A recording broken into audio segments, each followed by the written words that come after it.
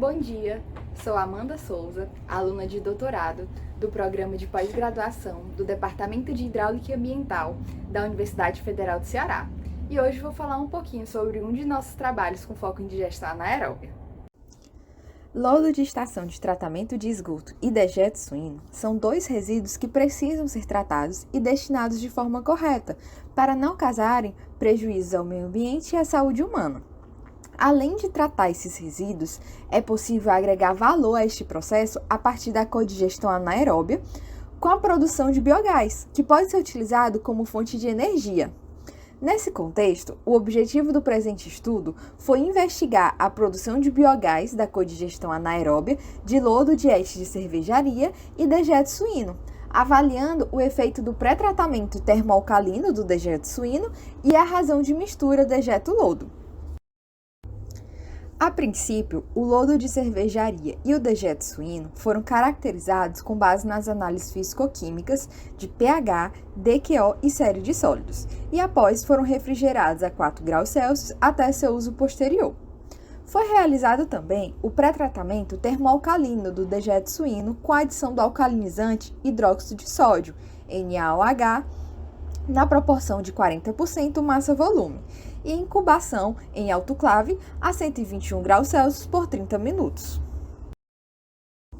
Em seguida, foram realizados testes biológicos de potencial bioquímico de metano, para avaliar o efeito do pré-tratamento no processo biológico, principalmente com relação à produção volumétrica de metano. O teste se deu em diferentes razões de mistura dejeto-lodo, de 1, 3 e 5 gramas de sólidos voláteis de dejeto por grama de sólidos voláteis de lodo, sendo o teor de sólidos totais ajustado para 15%. Todos os testes foram realizados em triplicata, e os reatores foram mantidos sob a agitação orbital de 150 RPM a 37 graus Celsius por 90 dias em incubadora do tipo shaker. A quantificação da produção de biogás foi feita de modo indireto, por meio da medição da pressão manométrica no reator. Já a análise qualitativa do biogás foi feita em um cromatógrafo gasoso. E ao final do experimento, assim como no início, foram realizadas análises físico-químicas para avaliar principalmente a remoção de DQO e sólidos.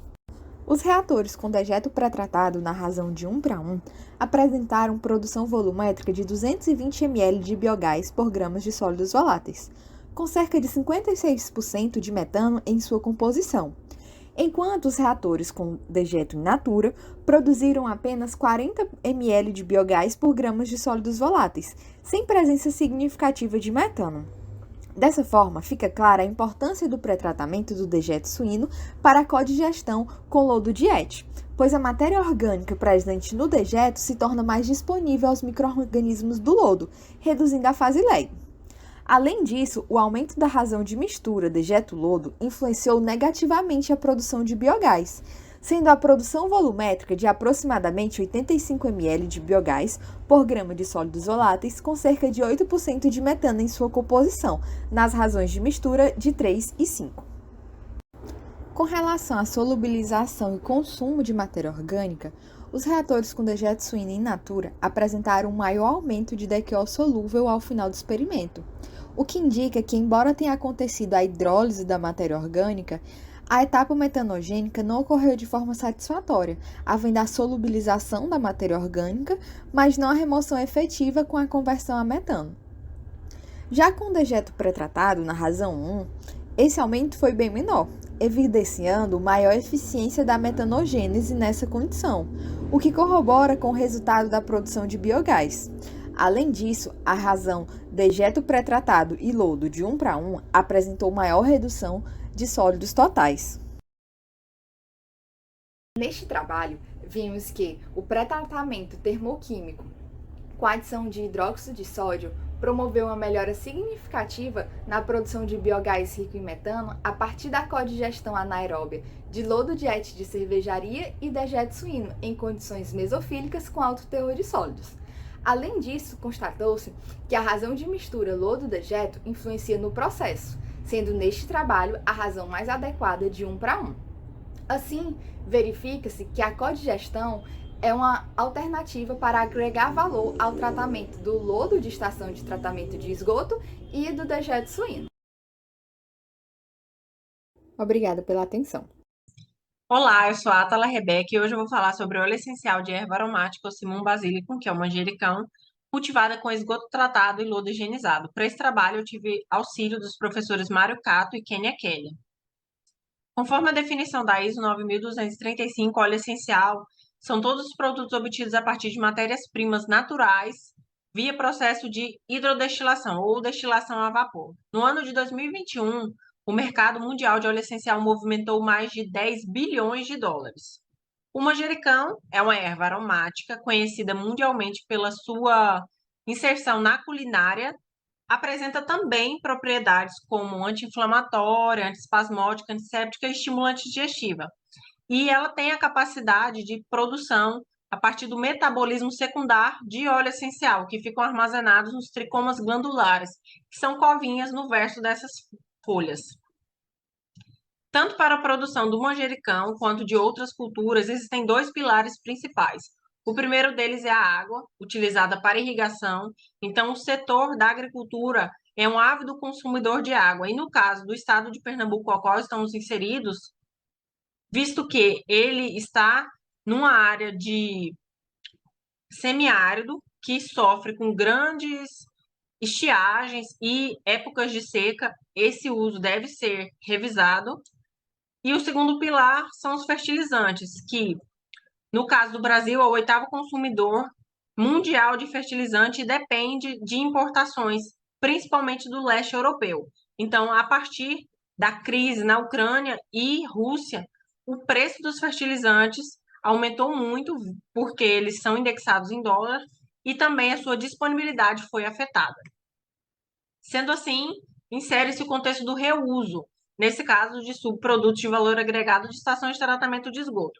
E o caso do objetivo desse trabalho é utilizar o esgoto tratado para irrigação e o lodo, que vai ser higienizado para adubação e cultivo do manjericão e a extração do óleo essencial deste.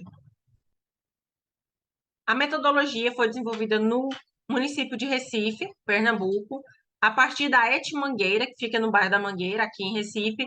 Foi coletado depois da Lagoa de Polimento. Esse efluente tratado foi utilizado para irrigação e o lodo foi coletado dos leitos de descarte do UASP. Ele foi higienizado via compostagem. O solo utilizado era um solo distrófico e pobre em nutrientes, coletado do município de Goiânia, que também fica no estado de Pernambuco. O experimento se desenvolveu em Estufa, que fica no CRCM, também no estado de Pernambuco.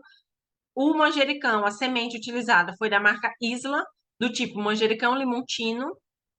Sua germinação ocorreu no mês de setembro de 2022 em células de polietileno e quando esse manjericão apresentou 4 folhas verdadeiras, ele foi transplantado para os vasos plásticos em que era monitorado o potencial matricial do solo com vistas a sempre manter esse solo na sua capacidade de campo.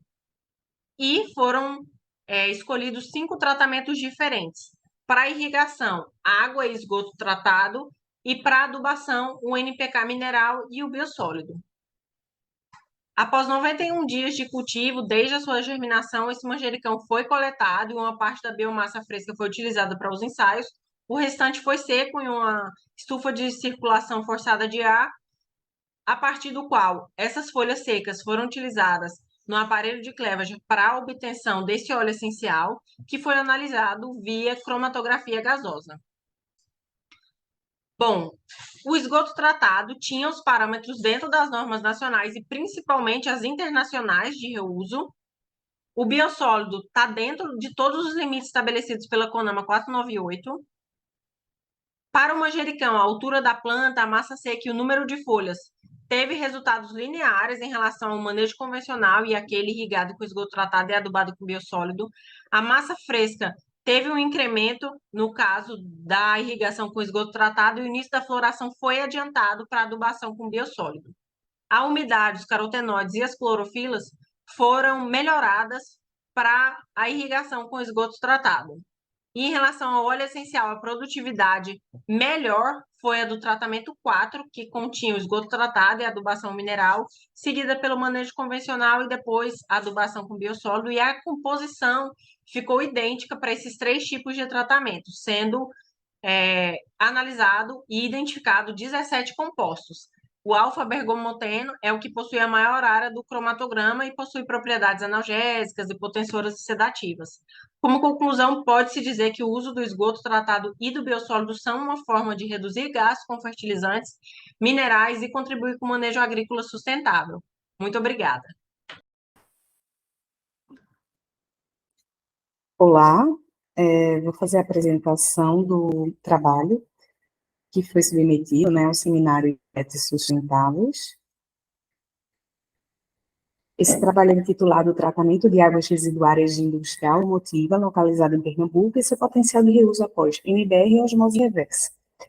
Tem como autor Josenildo Manuel de Lima Júnior e como orientadora Valderice Pereira Alves de Bailum, que nos fala. Somos da Universidade Católica de Pernambuco. Bom, a introdução contextualizando, né, esse trabalho, é falando um pouco sobre o tratamento de efluentes industriais, né, a importância de tratar os efluentes, não só como uma técnica, um requisito, mas uma adequação necessária para minimizar o impacto do lançamento de efluentes ao corpo hídrico. Existe toda uma resolução CONAMA, uma legislação, né, que define quais são os valores máximos permitidos e os efeitos, né, a esses efluentes, quando lançados sem tratamento, né, no corpo hídrico, e chamamos a atenção e uma reflexão sobre a situação hídrica no nosso estado, na Pernambuco, como o estado de pior disponibilidade hídrica e a importância de todas essas ações de reuso de efluentes, seja no processo industrial, seja em outras vertentes, para que possamos preservar esse recurso que no nosso estado já se encontra bastante crítico. A demanda por uso de água no Brasil, no Nordeste, predomina o setor agrícola, quanto a maior parte dos recursos hídricos são utilizados para irrigação, seguidas do abastecimento público e da indústria. Então, qualquer ação que venha a minimizar a retirada dessa água, preservando, né, através de ações de reuso, de reaproveitamento de efluentes, ela vai ser bem-vinda. Como objetivos, né? Esse trabalho ele tem como objetivo mostrar as diversas etapas do tratamento de efluentes numa indústria automotiva, mas principalmente seu potencial de reuso para fins não potáveis, sendo o seu principal foco o uso de tecnologias avançadas, como o bioreator de membrana, que é o MBR, e filtração por osmose reversa, para a garantia da qualidade da água de reuso que vai ser utilizada no processo automotivo. Então, como metodologia, estão descritas as etapas do tratamento de efluentes, o fluxograma de todas as etapas, tá? Nessa indústria automotiva que está localizada no estado de as etapas de tratamento contemplam um tanque para o pré-desengraxe, desengraxe, fosfatização, enxágue. Todos esses efluentes são reunidos num tanque de atualização e seguem por um tratamento físico-químico com uso de coagulantes. Em seguida, esse efluente tratado segue para um outro tanque de atualização e recebe os efluentes vindo da parte do tratamento biológico, que seriam os efluentes dos banheiros, refeitórios, né, como o setor tecnológico, e vai para o tratamento por lodos ativados, seguido de NBR.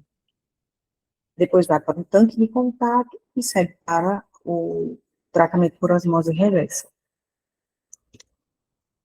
Foi feita também uma caracterização dos efluentes, então, os efluentes advindos do setor de pintura, os efluentes biológicos advindos dos banheiros, os efluentes tecnológicos, são aqueles que vêm do refeitório, torre de refrigeração de Chile, eles foram caracterizados, todos os parâmetros foram analisados conforme metodologias standard methods, e os modelos dos equipamentos utilizados estão descritos nessa tabela 1. Os resultados analíticos e de eficiência da ED. Então, percebe-se que, num período de estudo de julho a outubro, tá, esses dados são para 2020, a qualidade do efluente bruto de entrada comparado ao efluente tratado após o processo de lodos ativados em INBR, é perceptível, né, a eficiência de remoção, de redução desses parâmetros da casa acima de 90% a 97%.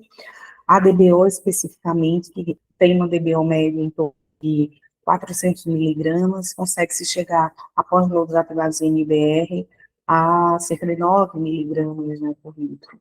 Outros parâmetros como coiturbidez, que tem em média valores em torno de 500, se conseguiu obter valores na casa de 0,1. Então, esses, né, superiores a 99%, para a maioria dos parâmetros analisados.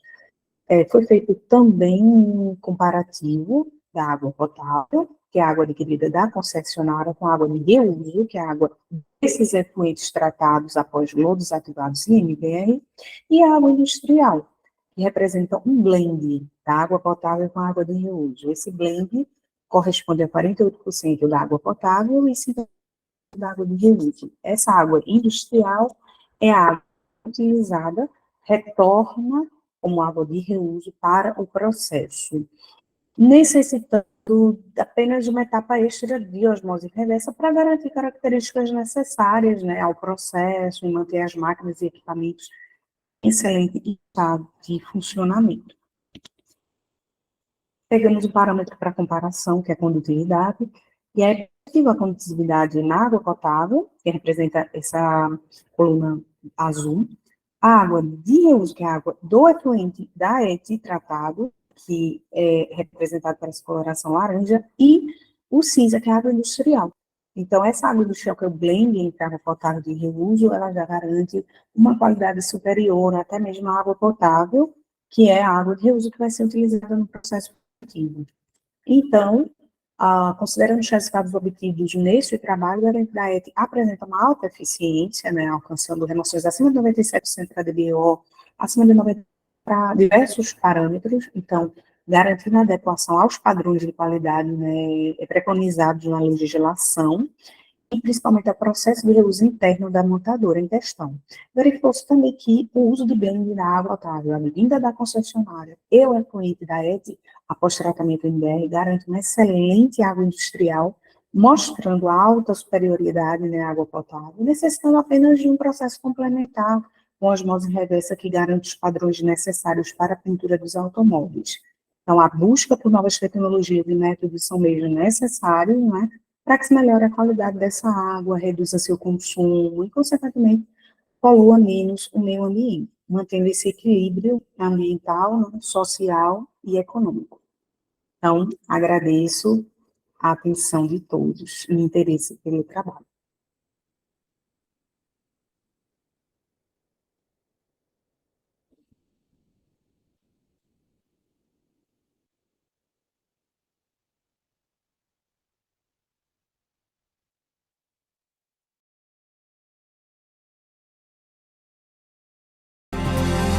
O governo do estado, através da Compesa, está trabalhando pela universalização do esgotamento sanitário na região metropolitana do Recife. O Cidade Saneada é o maior programa de esgotamento sanitário em andamento no país e vai beneficiar cerca de 5 milhões de pessoas. A meta é elevar o índice de cobertura nas 15 cidades da região metropolitana para 90%, com um investimento de 6,7 bilhões de reais. Para isso, obras estão acontecendo por toda a região. Estamos no caminho certo para melhorar a qualidade de vida do pernambucano. Com dedicação e transparência, estamos fazendo essa mudança acontecer.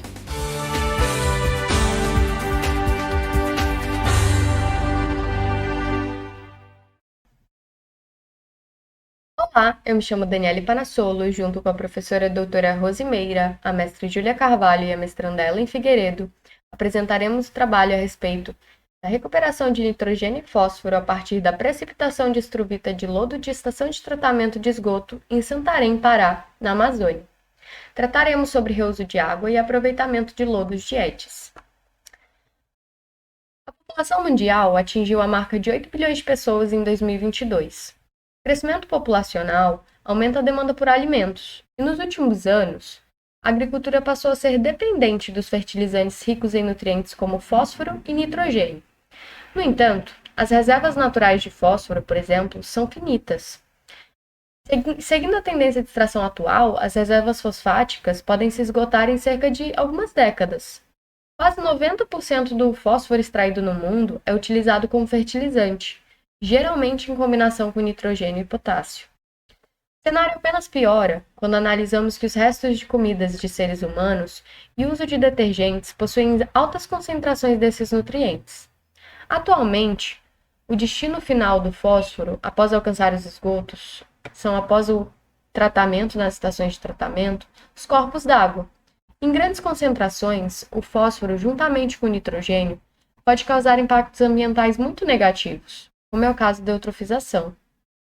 A precipitação de estruvita vem, então, como uma alternativa para toda essa problemática, sendo um processo que possibilita a recuperação do fósforo e do nitrogênio presentes nos esgotos. Mas o que é a estruvita, afinal? Ela é um fosfato de amônio magnésio hexaidratado, com uma estrutura cristalina ortorrômbica, baixa solubilidade em relação aos fertilizantes inorgânicos e uma precipitação controlada pelo pH, condições de supersaturação, temperatura, além da presença de impurezas no meio reacional. Nesse contexto, apresentamos o trabalho de recuperação dos nutrientes presentes no lodo da ED de Santarém, Pará, a partir da precipitação de estruvita. Foram coletadas amostras desse efluente. Foi feita a caracterização, que apresentou 500 mg por litro de amônia e 2.800 mg por litro de fosfato. A síntese de estruvita foi realizada sob condições ótimas propostas por Meira em 2020, para concentrações de fósforo de 600 mg por litro, sob temperatura ambiente, e uma relação molar de magnésio para fósforo para nitrogênio de 1:1:2, sob pH 10.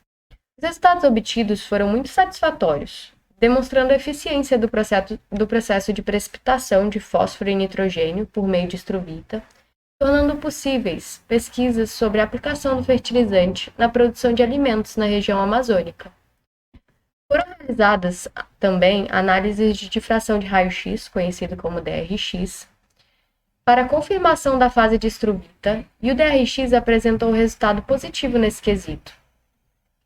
A amostra do lodo, após passar pelo processo de precipitação, se mostrou semelhante à sintetizada por Meira em 2020, em todos os pontos e também em relação à cristalinidade no DRX.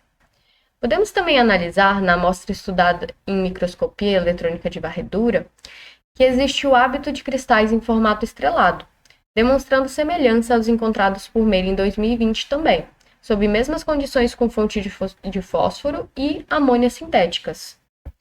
Concluímos então que a estruvita é um fertilizante de liberação lenta, de excelente qualidade, que pode ser usado diretamente na agricultura. E a reciclagem de nutrientes a partir da síntese de estruvita de lodo de ETS pode ser uma alternativa para a utilização de fosfato e nitrogênio em uma forma sustentável na agricultura. Essas são algumas das nossas referências. E nós gostaríamos de agradecer ao Instituto de Ciências e Tecnologia das Águas e a Universidade Federal do Oeste do Pará. Muito obrigada. Olá, eu sou Rosimeira, professora da Universidade Federal do Oeste do Pará. Vou apresentar o trabalho intitulado Síntese de estruvitas oriundas de efluentes de compostagem, análise do potencial fertilizante para a economia circular em cidades da Amazônia, juntamente com a engenheira Bianca Nascimento. A produção global anual de recursos secundários de fósforo, como esgoto domésticos e efluentes agroindustriais, equivale a aproximadamente 40% do total de fósforos primários utilizados. Atividades como compostagem geram subprodutos ricos em macro e micronutrientes como fosfatos e amônia. Os efluentes líquidos gerados, eles podem ser utilizados como fonte de fósforo para a síntese química de estruvita. A estruvita é um fosfato de amônio magnésio hexaidratado, apresenta estrutura cristalina ortorrômbica, baixa solubilidade em relação aos fertilizantes inorgânicos, precipitação controlada com pH moderadamente alcalino, condições de supersaturação e temperatura, além da presença de impurezas em meio reacional. O procedimento experimental adotado nesse trabalho foi desenvolvido a partir do processo otimizado de síntese de estruvita, desenvolvido por Meira, 2020, que usa concentração de fósforo de 600 mg por litro, razão molar de magnésio, fósforo e nitrogênio de 1:1:2 e pH 10.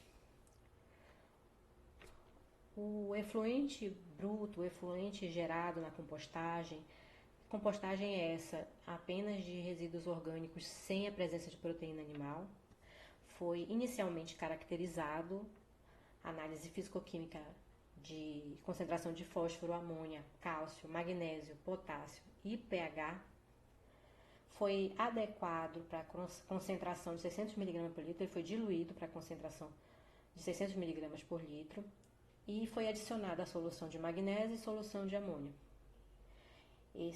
Essas soluções foram adicionadas simultaneamente no processo de síntese de mistura rápida, de 10 minutos de mistura rápida e 20 minutos de descanso. Após esse processo, o efluente foi filtrado, o efluente sintetizado foi filtrado e os sólidos retidos foram encaminhados para a caracterização de DRX, FRX, MEV e EDS. Esse material recuperado, essa estruvita recuperada, já está sendo utilizada em testes agronômicos preliminares, o que vislumbra um trabalho de economia circular bastante interessante.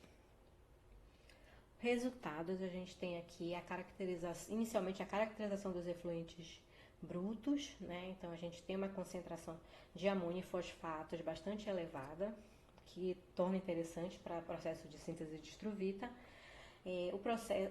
A estruvita sintetizada foi caracterizada por DRX, e aqui a gente tem esse difratograma vermelho e o azul das amostras da compostagem comparados com a estruvita padrão obtida por Meira 2020. A gente observa a replicabilidade do processo de síntese e a obtenção de estruvitas com alta cristalinidade, com bastante qualidade e alta cristalinidade. Foi realizada também a análise de FRX no precipitado, material precipitado, e nós obtivemos uma recuperação de fósforo bastante interessante, bastante alta, comparada com a síntese obtida por Meira 2020. Né? E a gente observa também um pouco de potássio nessa amostra, né? O que caracteriza estruvitas análogas. Esses resultados corroboram com os resultados do MEV, que foi obtido também. A gente tem aqui o MEV da amostra 1, o MEV da amostra 2 e o MEV da estruvita padrão, obtida por Meira 2020, e observamos bastante similaridade no hábito da estruvita precipitada, em formato de X, né? Alguém pode dizer em formato de folhas, outras pessoas podem ver outras coisas aí, né? Como conclusão, a gente tem que as análises cristaloquímicas do produto de síntese demonstram a eficiência na formação de estruvita a partir de efluentes de compostagem. Os resultados obtidos por DRX mostram que a estruvita foi a única fase formada sob condições de síntese, corroboradas pela análise de FRX e MEV. A reciclagem de nutrientes através da síntese de estruvita permitirá a utilização de fósforo secundário, entre outros nutrientes. O fósforo secundário é uma opção sustentável no contexto da agricultura em solos amazônicos como alternativa para reciclagem de resíduos.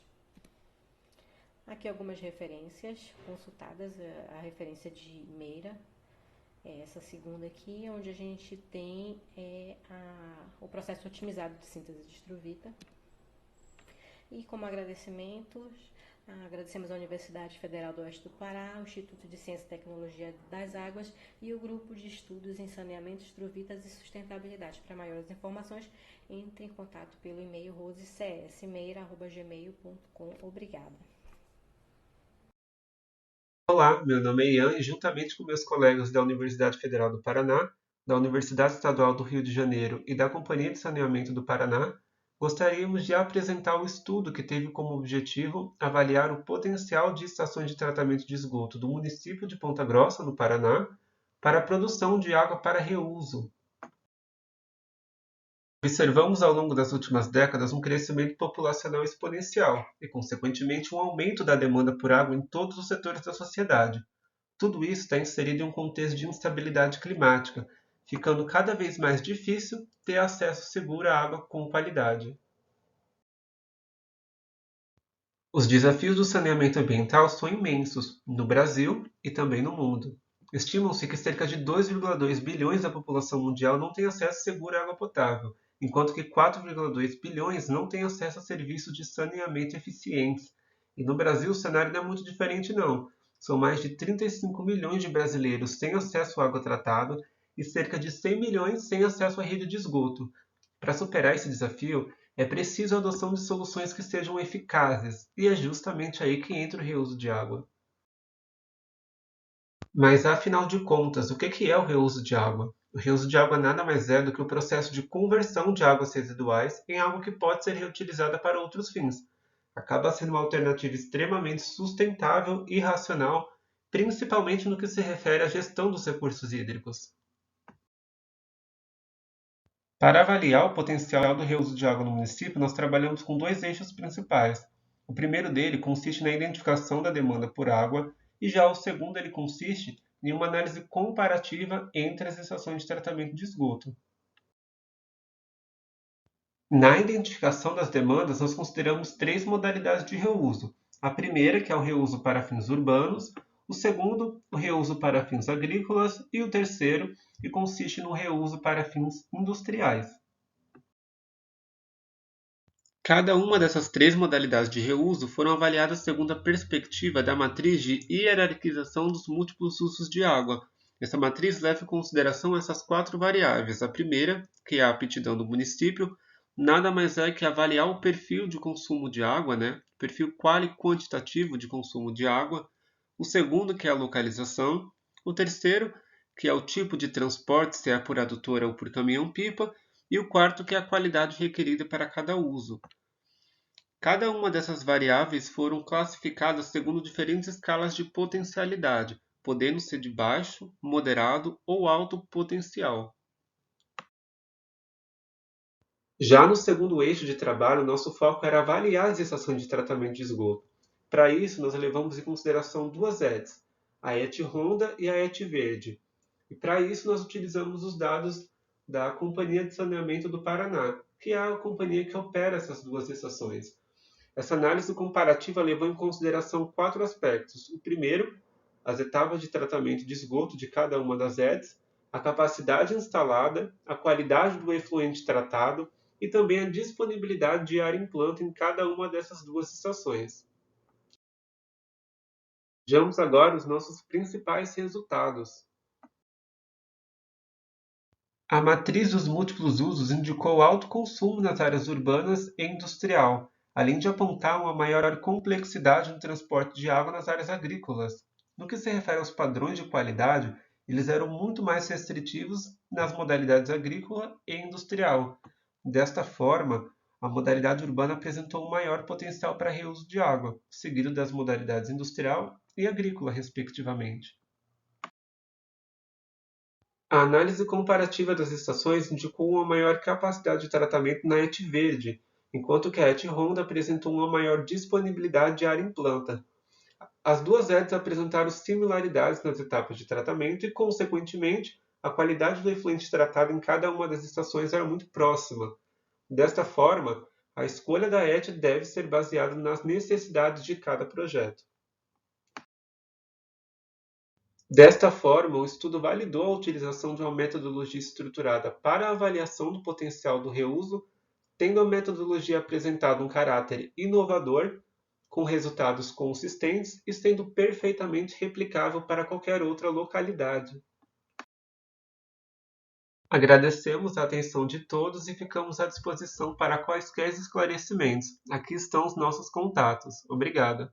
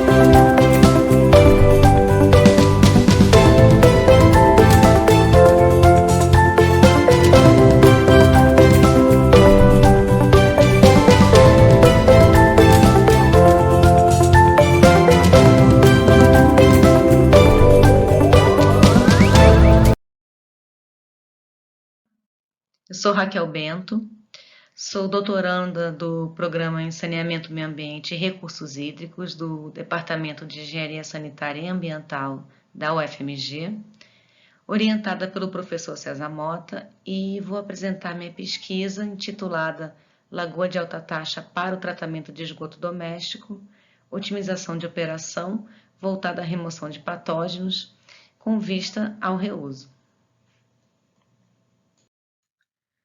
As lagoas de alta taxa, em sua concepção, podem ser consideradas derivadas das lagoas de maturação, pois elas funcionam através de uma relação simbiótica entre as algas, que através da fotossíntese produzem oxigênio, o qual é consumido pelas bactérias aeróbias, que decompõem a matéria orgânica e produzem CO2 e nutrientes, os quais são consumidos pelas algas. Dentro desse processo, ocorre remoção parcial de matéria orgânica, remoção de nutrientes e remoção de patógenos.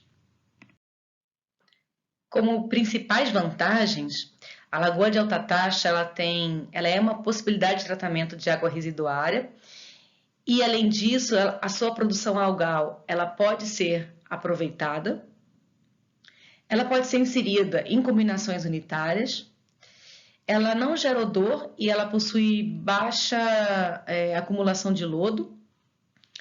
Ela é um sistema simples em sua implantação e operação e ela tem alta remoção de patógenos e ela também é uma possibilidade para reuso de efluente de estações de tratamento de esgoto. Nesse sentido, a minha pesquisa contempla avaliar um sistema como uma lagoa de alta taxa. O sistema estudado ele já está implantado e em escala piloto localizado no CEPTS, que é o Centro de Pesquisa e Treinamento em Saneamento, uma parceria da Copasa com a FMG. Esse sistema ele recebe esgoto bruto do município de Belo Horizonte, passa por um reator UASB, depois do reator UASB alimenta 2 lagoas de alta taxa, sendo uma com a recirculação de biomassa algal e outra sem recirculação. Após as lagoas, um decantador para cada lagoa e assim um efluente final. E o objetivo da minha pesquisa é avaliar e comparar a qualidade dos efluentes das 2 lagoas, conforme padrões de lançamento e a possibilidade de seu reuso. Assim, eu faço análises tanto com os efluentes das lagoas, como com o lodo dos decantadores. E uso como referência as legislações nacionais, como a Resolução CONAMA 498 de 2020, que fala sobre uso de biossólido, assim como legislações e aspectos legais estaduais, como a COPAN, número 8 de 2022, e a Deliberação Normativa 65 de 2020, que fala sobre reuso de efluentes de estações de tratamento de esgoto. E como metodologia, são feitas coletas semanais que se iniciaram em novembro de 2022, com previsão até novembro de 2023. Nessas coletas são aferidos os parâmetros Escherichia coli, DQO, NTK, amoniacal, nitrito e nitrato, oxigênio dissolvido, clorofila, turbidez, condutividade elétrica, pH e sólidos. Isso para os efluentes. E para o lodo, Escherichia coli e a fração orgânica estabilizada do lodo. E alguns resultados referentes aos dados já coletados, a lagoa de alta taxa com recirculação, ela teve índices de qualidade maiores que a lagoa de alta taxa sem recirculação, não só referente ao seu efluente, como ao seu lodo. Então, ela teve uma maior remoção de sólidos, a lagoa de alta taxa com recirculação, ela conseguiu atender, ela teve um maior atendimento aos limites impostos de nitrogênio amoniacal previsto pela legislação estadual de Minas, e também o efluente da lagoa de alta taxa com recirculação, ela também teve um maior atendimento aos limites de Escherichia coli previsto pela legislação estadual de reuso de efluente de estações de tratamento de esgoto. Então, como conclusão parcial da pesquisa, a lagoa de alta taxa com recirculação, ela se apresentou um sistema de tratamento de esgoto promissor para o reuso de efluente, porque ela apresentou maior eficiência de remoção de patógenos, menores índices de nitrogênio amoniacal em seu efluente e uma maior estabilização do lodo. É isso, muito obrigada.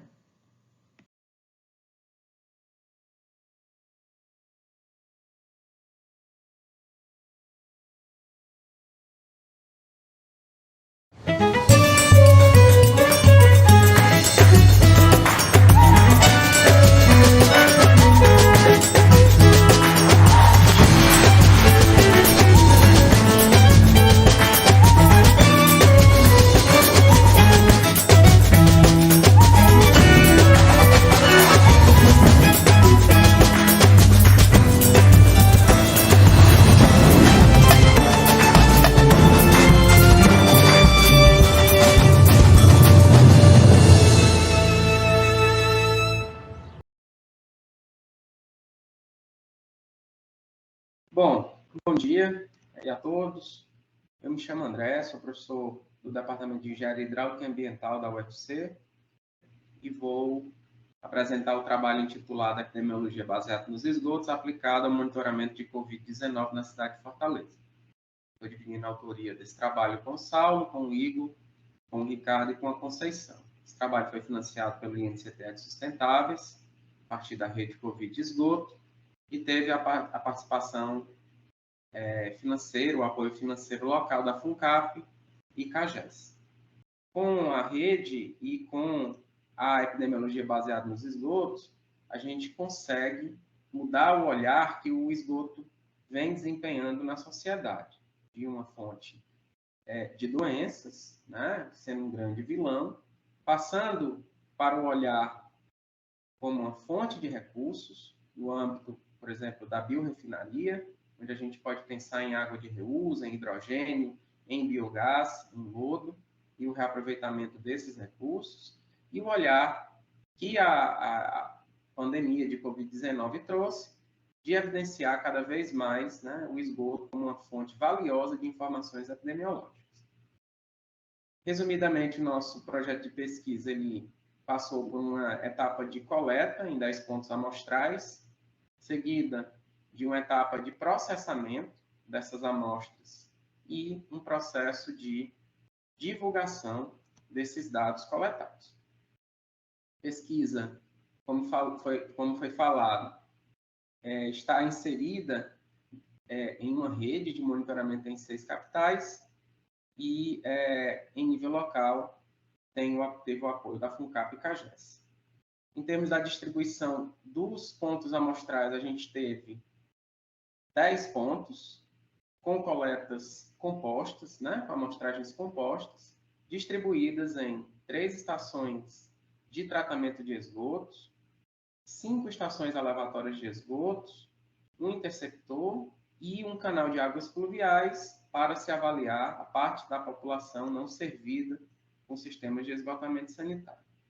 Essas amostras eram coletadas a partir de amostradores, encaminhadas ao LaboSan para processamento das amostras, a partir de filtração em membranas acidificadas, e essas membranas eram encaminhadas ao Departamento de Biologia, para o Laboratório de Ecologia Microbiana e Biotecnologia, onde era feita a etapa de extração do RNA viral e quantificação a partir de RT-qPCR.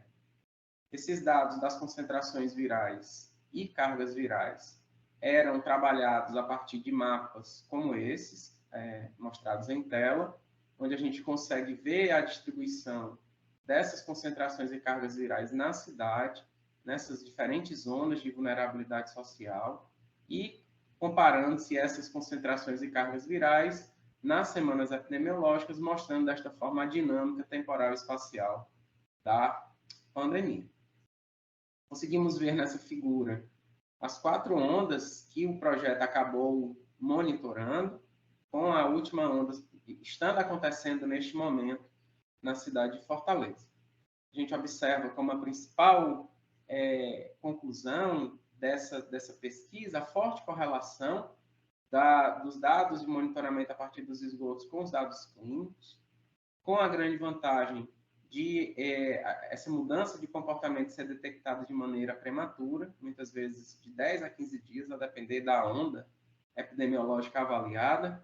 A gente também consegue, a partir dos esgotos, pegar a população assintomática, especialmente na atual onda, uma grande parcela da população está recebendo tratamento em casa, desta forma não contabilizando aí para os dados clínicos que são reportados nos sistemas de informações em saúde.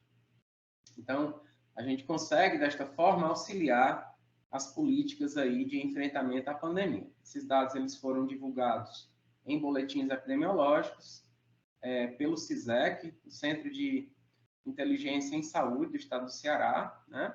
Então, todas as semanas a gente informava ao CISEC, que reportava tanto em nível de boletim, em alguns meses, quanto também informava a Comissão de Enfrentamento à Pandemia. Portanto, esses nossos dados ajudaram aí nas políticas de enfrentamento à pandemia no estado do Ceará.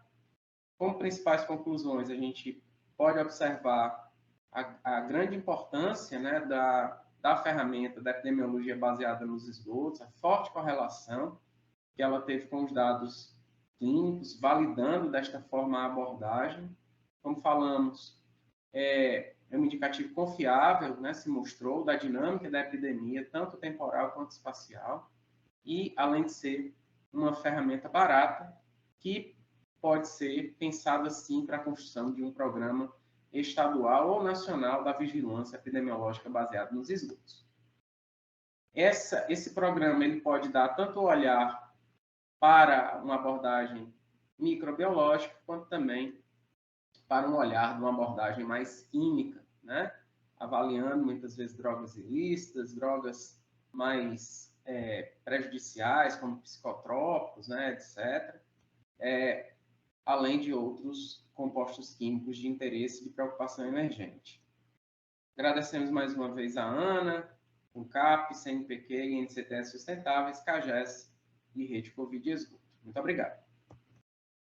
Olá, meu nome é Bruna Coelho Lopes, eu sou pós-doc do Programa de Pós-Graduação em Saneamento, Meio Ambiente e Recursos Hídricos da UFMG e atualmente eu sou supervisionada pelo professor César Roças Mota Filho. Hoje eu trouxe um pouco aqui do nosso trabalho aqui no programa, que é um dos temas, né, que é sobre a vigilância epidemiológica em esgotos para a identificação do monkeypox na cidade de Belo Horizonte. É um tema novo, né? Com a pandemia da Covid-19, a vigilância epidemiológica em esgotos ela tomou uma proporção muito grande e tem se mostrado uma ferramenta eficaz de se identificar algumas doenças que estão circulando na população. Então, para contextualizar, é uma doença, né, que é uma zoonose, ela foi detectada a primeira vez no norte da África na década de 70. Em maio de 2022, uma epidemia do mpox, ela começou a receber atenção mundial, né, em áreas fora da África, porque na África é uma doença endêmica, né? Ou seja, ela está em circulação ali na população. Já em julho de 2022, houve uma maior quantidade de casos ao longo do planeta e a Organização Mundial de Saúde declarou a mpox como uma emergência de saúde pública de interesse internacional. E, pensando na questão de vigilância epidemiológica em esgotos, o que a gente sabe? Que esse vírus da mpox, ele pode ser transmitido entre humanos através de contato direto com lesões à pele, fluidos corporais, partículas respiratórias e materiais contaminados, ou seja, existiria sim uma chance de nós encontrarmos material genético desse vírus nos esgotos. E foi essa premissa aqui que a gente utilizou para poder começar a investigar se realmente poderia ser possível encontrar rastrear, né, o material genético do mpox vírus nos esgotos ou não. Então, basicamente, o que fizemos, né? O trabalho foi realizado durante maio e dezembro de 2022, ou seja, esse período aqui foi o período que teve maior número de casos em Belo Horizonte. Amostras coletadas semanalmente de forma composta, 24 horas. O método que nós usamos de concentração viral foi membrana eletronegativa, porque já é um protocolo que já está estabelecido no laboratório, né, em que trabalhamos. E o protocolo de amplificação do material genético do vírus, né, que é um vírus de DNA, ele foi descrito por esse autor aqui.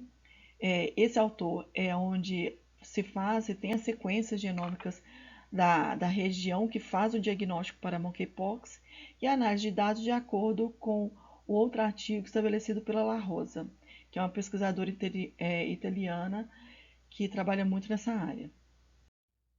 Então, de forma bem resumida, a gente extraiu o material genético e, em vez de fazer triplicata, que é o normal que a gente faz para a COVID, a gente fez 10 replicatas de cada amostra. Então, eram 10 pocinhos ali na placa de qPCR. Sempre colocávamos o controle positivo, um controle negativo e realizamos também o teste de inibição da matriz de esgoto, que a gente sabe que a matriz de esgoto é muito complexa e pode inibir o sinal de qPCR no equipamento. E a gente considerou uma amostra positiva quando 5 poços ou mais desses aqui apresentavam algum momento de amplificação ali no CT do equipamento. Com isso, a gente percebeu que das 34 amostras analisadas, 88% apresentavam sim algum rastro do material genético, mas apenas 2 amostras foram consideradas positivas, que no caso foi uma amostra do dia 26 da semana, né, do dia 26 de junho, e outra da semana do dia 19 de setembro. E como conclusões parciais, o que a gente tem? A gente ainda aguarda a liberação dos casos confirmados, né, pela Secretaria Estadual de Saúde, mas esses resultados parciais já estão apontando, né, que a vigilância do mpox vírus em esgotos pode ser uma alternativa promissora, e não só para ele, mas também para a identificação de outras doenças circulantes na população. Essas aqui são as principais referências do nosso trabalho, e qualquer coisa estamos à disposição, tá? Só mandar um e-mail para a gente e para entrar em contato, tá bom? Obrigada. Olá, meu nome é Bruna Coelho Lopes, eu sou pós-doc no programa de pós-graduação em Saneamento, Meio Ambiente e Recursos Hídricos da UFMG. Meu supervisor é o professor César Roças Mota Filho, e hoje eu trouxe aqui para vocês um pouquinho do nosso trabalho, que é a vigilância em esgotos de bactérias resistentes a beta-lactâmicos e carbapenêmicos na cidade de Belo Horizonte, resultados parciais. Bom, o desenvolvimento dos antibióticos, né, ele foi extremamente importante para a medicina moderna, salvou e salva de milhares de vidas humanas e animais. Entretanto, esse uso ele tem sido um pouco abusivo, e isso tem provocado uma seleção de bactérias patogênicas resistentes a esses antibióticos.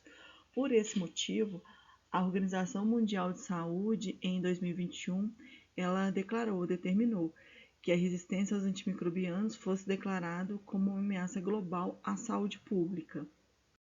O nosso trabalho ele abordou 2 classes de antibióticos, que primeiro são os beta-lactâmicos, né, que são a classe mais amplamente utilizada no mundo inteiro, inclusive no Brasil, né, que são, por exemplo, as penicilinas, e os carbapenêmicos também, que eles estão dentro dos beta-lactâmicos, mas são, assim, um antibiótico de escolha quando os beta-lactâmicos não estão surtindo efeito naquela determinada infecção.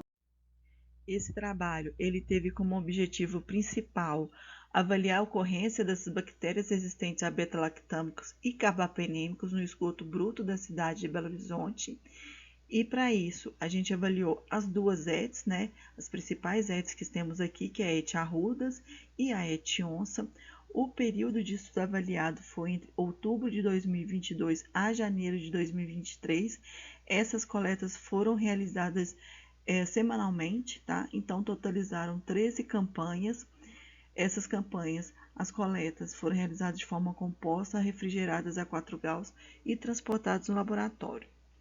Já no laboratório, nós utilizamos 2 ágares, que são cromoagas, né? Que eles vão promover a coloração de uma determinada família de bactérias, no caso, as enterobactérias. E para avaliar também, a gente utilizou placas com cromoagar com antibiótico e sem antibiótico. Os resultados encontrados até o presente momento são os seguintes. Bom, nessa figura aqui, o que a gente vê? A gente vê desse lado esquerdo os beta-lactâmicos, tá? Aqui são a concentração encontrada nas placas com antibiótico, e essa aqui embaixo são as mesmas placas cromoagas sem antibiótico. ET A e ET B são as 2 ETs que nós avaliamos. A era a ET arrudas e B era a ET onça. E aqui também a gente vê os resultados para carbapenêmicos, né? Das 2 ETs e as 2 formas que avaliamos, né? Com antibiótico e essa daqui sem antibiótico. E o que a gente pôde perceber nesses resultados preliminares dessas 13 campanhas? Primeiro, avaliação entre ETs. Não houve diferença significativa entre elas, tanto para as amostras com antibióticos quanto as amostras sem antibióticos, tá? Não houve diferença entre elas. Entretanto, a gente verificou sim que houve diferença na concentração de bactérias resistentes quando a gente está falando dos beta-lactâmicos e dos carbapenêmicos. Os beta-lactâmicos apresentaram uma concentração média ali aproximada de 5 logs, enquanto que os penêmicos, a concentração variou entre 3 e 4 logs, indicando que a gente vai ter uma maior concentração de bactérias resistentes a beta-lactamos, o que realmente era esperado, né? Já que a gente sabe que os carbacpenêmicos eles estão inseridos nessa classe aqui de beta-lactâmicos. Então, o que a gente pode nessas conclusões parciais? Que primeiro, essas duas ETs, uma delas, a ET Arrudas, ela recebe esgoto hospitalar da área hospitalar de Belo Horizonte. E a gente não viu diferença significativa nessas duas ETs, né? A gente esperaria que essa ET que recebe esgoto hospitalar tivesse uma maior concentração de bactérias resistentes, mas não foi verificado isso. E a gente viu também que os beta-lactamos eles são superiores às concentrações aos carbapenêmicos. E, em geral, os resultados mostraram o quê? Que o esgoto ele é uma fonte potencial para a vigilância dessas bactérias existentes na população atendida da estação de tratamento. E aqui é só uma referência dos trabalhos que utilizamos aqui para fazer esse estudo parcial.